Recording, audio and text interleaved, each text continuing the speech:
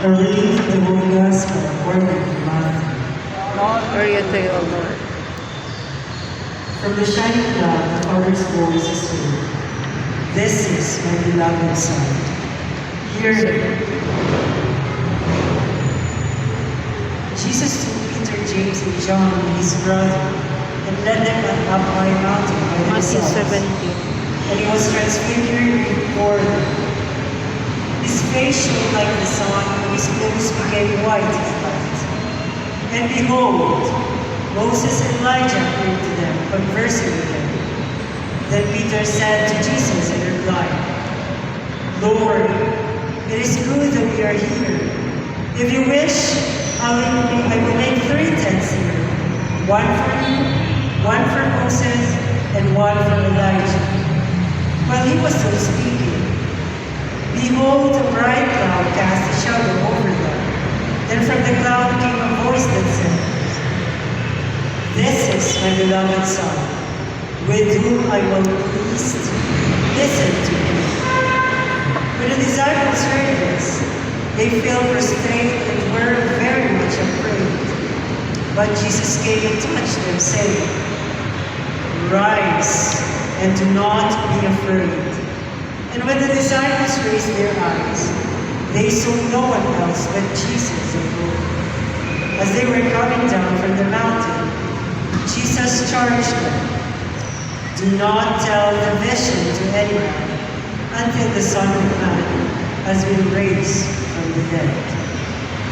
The Holy Gospel of the Lord. Praise the Lord.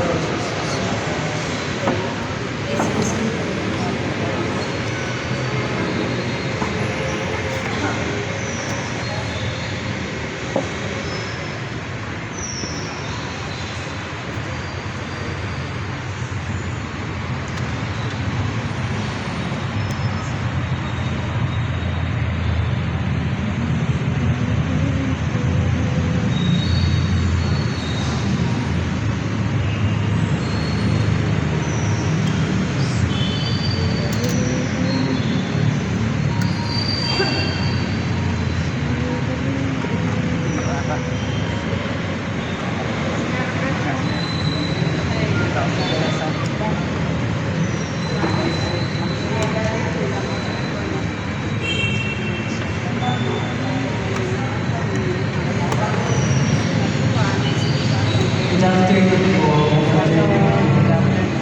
By the way, kailan namin yung napalusip before po first. So yun, wala na surprise ko sa Kentio.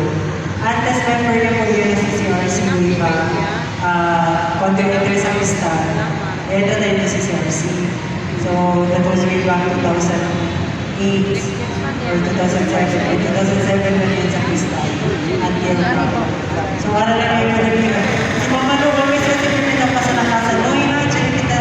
Bible study, no, yung channel kita. Yes, hindi lang yung comment mga kayo yung fundamental. Sabi yung busy or tapos busy yung connection. Siguro alam yung chance kayo.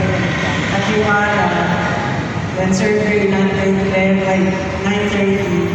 So, very okay. Diretso yung mga sure yung ganyan. Kaya, kung may tayo nakasal, next time yan lang mga, may tatama dyan ang meron para. So actually, meron na gospel, it talks about transfiguration. To be honest, mga moms or nag-intende ko sa akin, ay mga branches pala. Hindi rin medyo matanda na kayo. But anyways, medyo na-related ko sa akin ng gospel for today. Sabi lang niya, hindi lang niya tapos yung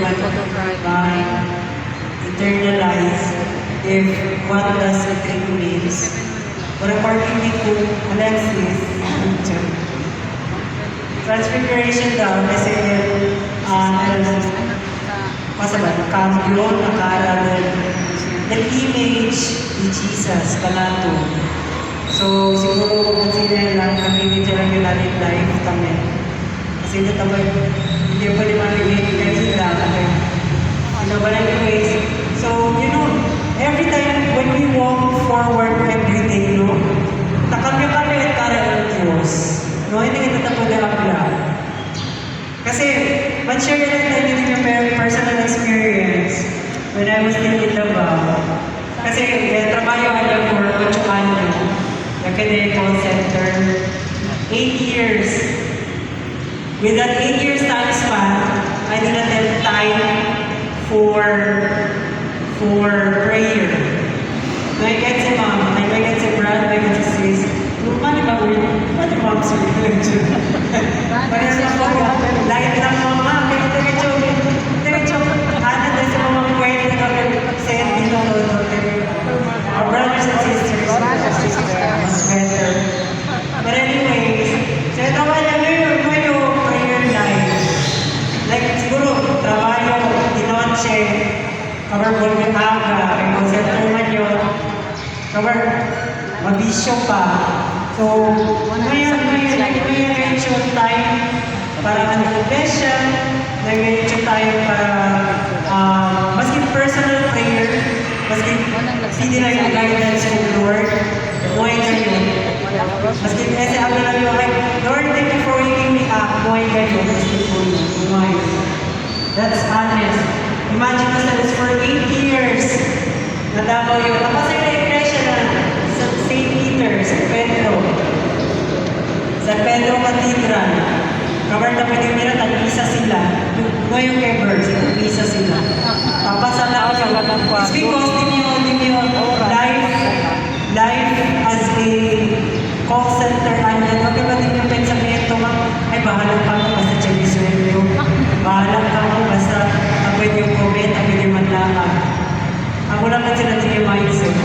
Kasi sa Leonie 2016, cancer pa yun that time, sa Kristal. So, in life din yung like, totally, God is being erased from my brain. Or should I say, from my mind ngayon. Nagmaya kasi nagtutulog si Kristo. So what happened was, it's the worst thing that ever happened. I was diagnosed with severe pneumonia. My left lung is failing. And then I stayed na ICU for 21 days. All visit yung family. Siya na yung mga ka-workmate at that time, pero syempre, visit naman sila na nila mga work. So, that was the hardest part na yung sa and that was the first time after 8 years. Yan lang mo yung pag-ibig ulit. Kung sabi yung kapatong word, basta yung ablaling ko ano, yan ko ano ko rin ang tools. Pero, yabi ko na yun, Lord, thy will be done. Amo ka na first thing that I mentioned after 8 years of forgetting Him. Kasi, pwede yung pensamiento that time, na-ICU niya, no? Cover, bawal mo bisita, bawal watcher. Because I was diagnosed with COVID as well, COVID-19, kasi during pandemic ako. Our brothers and sisters pa. During pandemic, pero I never thought that was COVID. And sabi ko, hindi ka ito COVID. Hindi ka ito. Sabi ko, hindi ka ito COVID. So, diagnosed siya. Kasi it's because hindi yung symptoms, shortness of breathing, totoo COVID, tanda todo kumigo. So, so bawal watcher, bawal bisita. So, for 21 days, I stayed there, every day, with all the wires and all, pati ko heart and liver, todo yan. Kidneys and all, cover, dextrose pa, cover, sabi si Ben, maldito lang magad yung magkabata. Sinigumi ko yan at the doctor, actually, yung mga doctor ko yung mga patulito sila, at brown. Kaya at first, doctor, may magdita kayo.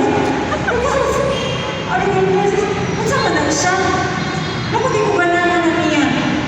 Kaya irritated yung takit na ba? Irritated siya kaya kaya yung irritated. Ang kata, bro, matuin kasi naman brown. Laban sila na ikaw, gusto ni mga bumi. Bahala ka.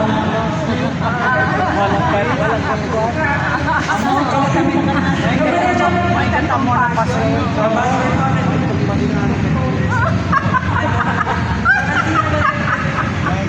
mag-check ko. Ay, elders, aday ko na, kinsa man to? Kasi Dr. Pachucho ko. Naku, di ko ganun niya. Naku, mas lalo ko mamatay sa iyaman. Kasi hindi naman pwede pag once sila ba mag again, for example, 1 week, headache, after a week, other doctor. Na yung hindi niya pa lang, kaya yun, kami ko rin. Di mo ganahan, i-report pa mo. Sinayo, sila tabi doctors. Nabi na po yung mga ma'am, yung weight is nakabay, imagine ustedes, from 50 plus, all of a sudden, after an hour that I was brought in hospital, gabalik to 32. Yeah, at sinapalapit and weight loss. Basta pneumonia, expect. Pedo TB sa Yung tayo. skeleton nyo yung mag-okay. Hindi mo siya ngayon, like totally, dying. Siguro ang chances of living is about 30% na lang. Or 20, should I say. Kay nag-support nyo the type of oxygen niya. But anyways, pinakita na nurse. Anak kayo, hindi naman ko kayo pwede